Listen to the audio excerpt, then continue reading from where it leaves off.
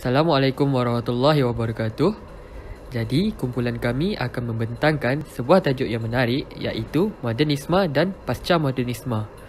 Bentang yang pertama adalah Amirul Idham bin Abdul Samad, yang kedua Nael Iqbal bin Yaakob, yang ketiga Muhammad Nabil bin Muhammad Fadil, dan yang terakhir adalah Muhammad Faiq Hafizuddin bin Muhammad Zaid. Okey, mari kita mulakan. Yang pertamanya, Modernisme menurut Ghazali Darussalam adalah sesuatu yang bersifat kini atau yang baru berhubung dengan waktu yang berlalu atau waktu kini. Menurut Kamus Dewan, pasca bermaksud selepas, sesudah atau setelah. Moden pula bermaksud dari masa sekarang, berkaitan dengan masa kini, yang terbaru, cara baru dan mutakhir. Jadi, Zakaria Stapa menyimpulkan bahawa pasca modernisme bermaksud fahaman yang bersifat anti-agama dan anti-Tuhan kerana ianya adalah lanjutan dan edisi baru kepada fahaman sekularisme barat moden. Bismillahirrahmanirrahim. Assalamualaikum warahmatullahi wabarakatuh. Nama saya Muhammad Nabil bin Muhammad Fadil. Jadi pada hari ini saya akan menceritakan tentang sejarah modernisme dan juga sejarah pasca modernisme. Baiklah, kita mulakan dengan sejarah modernisme. Sejarah modernisme ini berlaku sejak pada abad ke-17. Tapi kita perlu tahu apa yang berlaku sebelum abad ke-17. Yang mana pada abad sebelum 17, kehidupan pada masa itu menggunakan kitab suci dan berpegang kepada agama sebagai tujuan dan panduan hidup. Yang mana pada zaman sebelum ini tidak ada unsur-unsur seperti rationalism, empirical dan kajian-kajian saintifik, tetapi berfokus kepada apa yang telah disampaikan dalam agama setiap agama. Namun, pada abad ke-17 merupakan bibit awal bermulanya sejarah modernisme ini, yang mana apabila perjanjian dengan Westphalia yang menamatkan peperangan yang telah berlangsung selama 30 tahun, perkara ini menjadikan pada selepas itu konsep kebebasan beragama mula diperkenalkan. Konsep kebebasan beragama ini menunjukkan bahawa seandainya seseorang itu tidak mahu untuk mengikut ajaran kitab suci dan agama mereka, maka ianya dibenarkan. Dan disebabkan oleh kebebasan beragama inilah, perkara ini muncul sebagai satu perkara yang dianggap sebagai modernisme.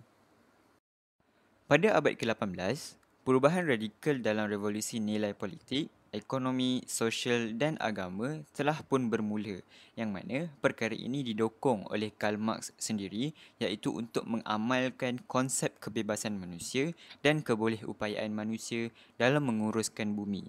Yang mana pada abad ke-18 ini, apabila berlakunya perubahan radikal dalam revolusi ekonomi, politik, agama dan sosial, perkara ini menunjukkan secara perlahan-lahan perubahan daripada kita menggunakan kitab suci sebagai panduan hidup, kita sekarang akan mula untuk menggunakan konsep pemikiran individu dalam kita ingin mentadbir dan menguruskan bumi. Pada abad ke-18 ini juga ia dinamakan sebagai zaman kesedaran, iaitu zaman Enlightenment. Yang mana pada zaman kesedaran ini telah wujud ideologi sekularisme.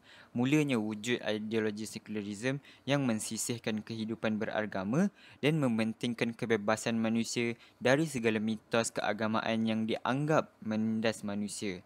Dan pada masa tersebut, disebabkan mereka telah mensisihkan konsep agama, maka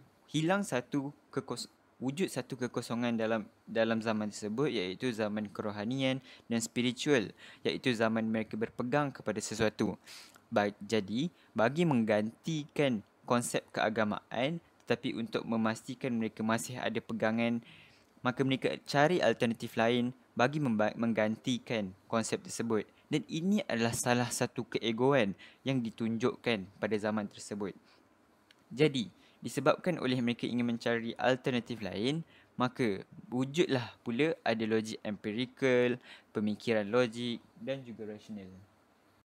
Ideologi pemikiran empirikal, pemikiran logik dan juga rasional, ia adalah satu petanda kepada kita akan menggunakan daya pemikiran kita dalam kita ingin menyelesaikan masalah-masalah yang akan berlaku di muka bumi ini tanpa ada panduan yang jelas daripada kitab suci dan agama. Tapi panduan yang dilakukan ini akan dilaksanakan melalui kajian-kajian saintifik, melalui eksperimentasi dan sebagainya bagi mencari hipotesis ataupun kata putus penyelesaian kepada sesuatu masalah itu. Maka sejarah modernisme ini berlaku disebabkan oleh kita sisihkan pandangan agama dan kita fokuskan kepada pemahaman sekularisme, iaitu konsep kebebasan dalam kita nak menguruskan bumi ini dengan menggunakan cara empirikal dan juga saintifik melalui eksperimentasi. Baiklah, sekarang sejarah pasca modernisme. Menurut Jean-François Lyotard, pasca modernisme ini berlaku di antara Perang Dunia Pertama dan Perang Dunia Kedua.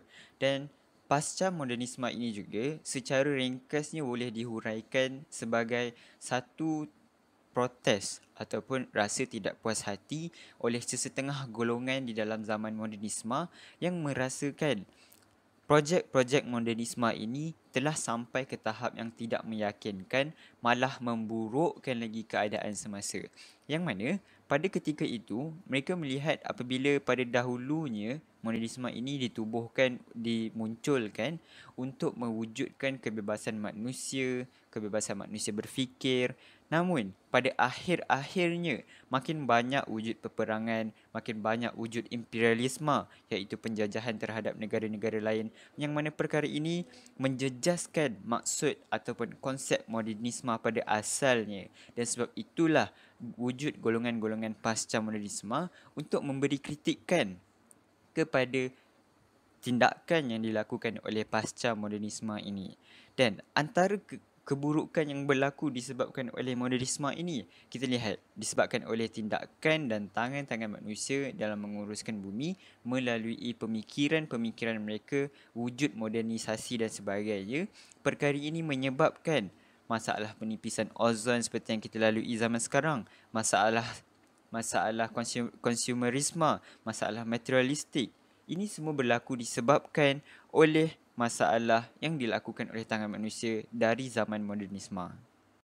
Jadi, disebabkan pada dahulunya mereka mengetepikan agama dengan alasan untuk membebaskan manusia daripada mitos-mitos agama yang menindas manusia, yang menyekat kebebasan manusia. Namun akhirnya golongan pasca modernisme ini mengatakan bahawa modernisme itu sendiri yang menyebabkan tindakan yang mereka lakukan itu sebenarnya menindas manusia di zaman pada itu juga, sehinggakan kita pada masa kini yang terkesan dengan perkara-perkara tersebut. Baiklah, sekarang kita beralih ke ciri-ciri modernisme, yang mana ciri-ciri ini adalah ciri-ciri utama yang akan berlaku di dalam zaman modernisme. Yang pertama, iaitu mengangkat konsep rasional. Pada zaman modernisme, seperti yang saya telah ceritakan, ianya mengangkat ataupun mengagungkan konsep pemikiran bebas, menggunakan konsep empirikal dan juga kajian saintifik melalui eksperimentasi. Maka, disebabkan oleh perkara-perkara tersebut, mengangkat konsep rasional merupakan tunjang utama dalam zaman modernisme, yang mana pemikiran tersebut dijadikan sebagai panduan kehidupan untuk menggantikan konsep kepada pegangan agama. Yang kedua pula adalah kebenaran tunggal. Kebenaran tunggal ini menunjukkan bahawa pada zaman modernisme, mereka merasakan kebenaran yang mereka bawakan itu, konsep pemikiran bebas itu adalah satu perkara yang betul, sehingga mereka ingin menguniversalkan pemikiran modernisme ini ke peringkat antarabangsa dan seluruh dunia. Dan sebab itulah pada masa-masa selepas itu, wujud penjajahan-penjajahan ke atas negara disebabkan mereka ingin menyebarkan konsep-konsep modernisme ini. Yang ketiga pula adalah ilmu pengetahuan dan teknologi. Pada zaman modernisme inilah wujud pula pemahaman naturalisme yang menganggap bumi ini bukan lagi ciptaan Tuhan tetapi sebagai mesin raksasa. Hal ini kerana disebabkan oleh modernisme, pembangunan-pembangunan ini telah mula pembangunan-pembangunan struktur yang bersifat moden dan sebagainya, yang mana akhirnya wujudlah pemahaman naturalisme, yang mana mereka merasakan bumi ini bukan ciptaan Tuhan tapi ia adalah ciptaan yang perlu digunakan oleh manusia dalam menguruskannya. Yang keempat adalah pemikiran anthropocentrism, yang mana pada zaman itu manusia-manusia modernisme ini menganggap zaman modernisme adalah zaman yang terbaik dan manusia yang ada pada zaman itu merasakan mereka lebih bagus berbanding manusia pada zaman sebelumnya. Hal ini kerana pada zaman modernisme inilah berlakunya banyak pembangunan, kemajuan dari segi ekonomi, politik, sosial dan juga agama. Yang mana mereka merasakan dengan memberi kebebasan kepada manusia, perkara inilah yang boleh membantu kepada pembangunan dan kemajuan sesebuah negara. Bismillahirrahmanirrahim. Assalamualaikum. Nama saya Nail Iqbal bin Yaakob dan saya akan membentangkan tentang modernism versus pasca modernism, iaitu bentuk-bentuk modernism dan bentuk-bentuk pasca modernism. Jadi yang pertama, modernism mengatakan bahawa manusia sebagai pusat dunia.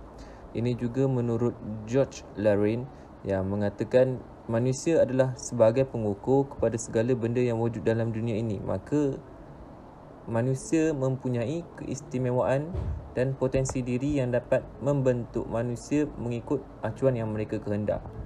Dan seterusnya, modernism juga mengatakan bahawa pengalaman sebagai asas pengetahuan. Dia bukannya daripada akal secara mutlak.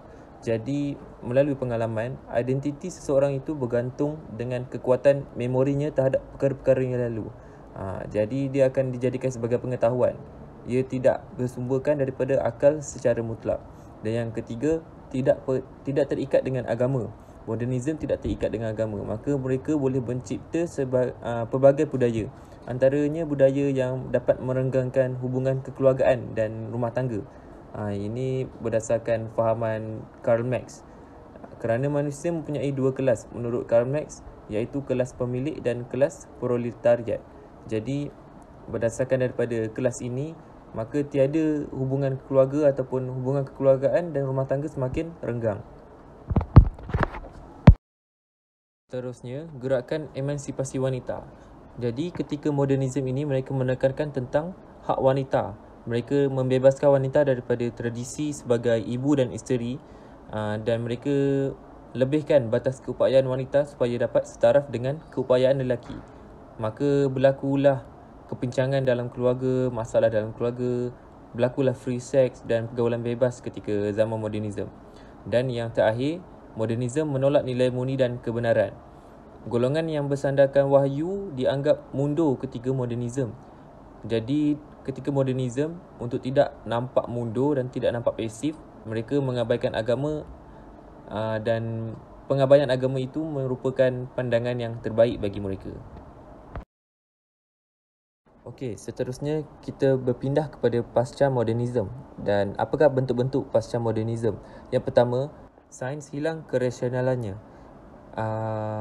Prinsip ini telah ditekankan oleh tokoh François Lyotard dan dia menekankan antara salah satu prinsipnya adalah menentang segala hal yang berbau kemutlakan ketuhanan dan menghindari sesuatu huraian yang bersistemik. Dan yang kedua adalah gerakan kapitalis baru dalam kesenian. Pasca moden ini merupakan gerakan kapitalis yang baru dalam kesenian.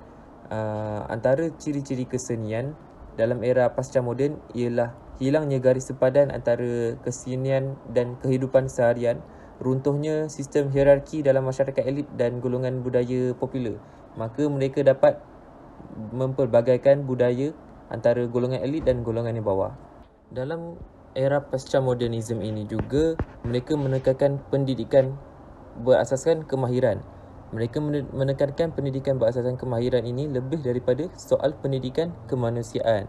Dan mereka hanya berharap kepada teknologi dan mengutamakan produktif untuk meraih kemewahan tanpa memberi perhatian kepada keperluan jasmani dan rohani badan. Dan yang terakhir, modernism tidak lagi dipercayai ketika era pasca modernism. Semua yang dipercayai benar semasa zaman modernism dianggap langsung tidak benar dan tidak boleh dipakai ketika era postmodern. Mereka ini juga menolak semua bentuk kebenaran dan tidak menerima apa-apa secara tetap ataupun secara absolut. Tokoh-tokoh pasca modernisme. Terdapat beberapa tokoh pasca modernisme yang terkenal, antaranya ialah Jean-Francis Lyotard. Lyotard merupakan seorang pemuda berkelahiran Perancis. Semasa hayatnya, Lyotard telah menerbitkan beberapa karya yang membincangkan tentang pasca modernisme. Salah satu karyanya yang membincangkan tentang pasca modernisme ialah The Postmodern Condition. Lyotard berpendapat bahawa pasca modernisme ini dalam konteks pengajian kesusasteraan mempunyai kaitan dengan keinginan baru untuk memberi kepada naratif pihak lain yang selama ini tidak kelihatan, tidak bersuara dan tidak dihiraukan oleh pemodenan. Yang kedua, Jacques Derrida. Jacques Derrida merupakan seorang yang berketurunan Yahudi dan dilahirkan di Elbia, Aljazair. Beliau banyak menerbitkan buku-buku penulisan dalam bidang falsafah. Derrida memperkenalkan konsep deconstruction yang bermaksud proses penghapusan pusat pencanggahan pendapat yang bertujuan menolak naratif aliran utama. Konsep pemikiran deconstruction terlahir apabila Derrida melihat penindasan terhadap masyarakat Aljazair semasa zaman kecilnya. Derrida berpendapat bahawa bahasa, pemikiran dan budaya barat sentiasa mempunyai kecenderungan untuk menemui suatu hukum dan kebenaran. Gagasan deconstruction oleh Derrida adalah wakil daripada suara golongan minoriti yang tidak mempunyai identiti aliran utama. Yang terakhir, Michael Foucault. Michael Foucault merupakan salah seorang murid kepada seorang ahli falsafah sosial iaitu Althusser. Foucault berpendapat bahawa pemodenan telah melahirkan ilmu dalam bentuk diskursif iaitu ilmu yang dibina, disusun, diiktiraf serta dihubungkaitkan antara satu sama lain yang bertujuan untuk mengesahkan keilmuan terhadap sistem pemikiran dan budaya masyarakat barat moden. Kelebihan dan kekurangan modernisme dan pasca modernisme.